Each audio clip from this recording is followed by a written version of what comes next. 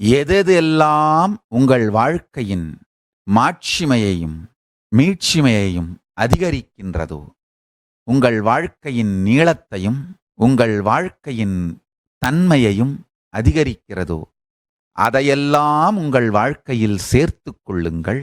எதெல்லாம் எந்தெந்த எண்ணப்பதிவுலாம் எந்தெந்த பொருளெல்லாம் உங்கள் வாழ்க்கையினுடைய மீட்சியையும் மாட்சிமையையும் குறைக்கிறதோ அதையெல்லாம் துறந்து விடுங்கள். அவ்வளவுதாங்கய்யா.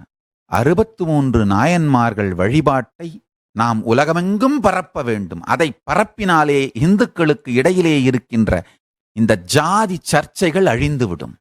நம் திருக்கைலாய பரம்பரையின் எல்லா ஆலயங்களும், நித்யானந்தேஸ்வர பரமசிவ ஆலயங்களும் உடனடியாக 63 நாயன்மார்களின் படத்தை அவரவர்களுடைய ஆலயத்திலே பிரதிஷ்டை செய்ய வேண்டும்.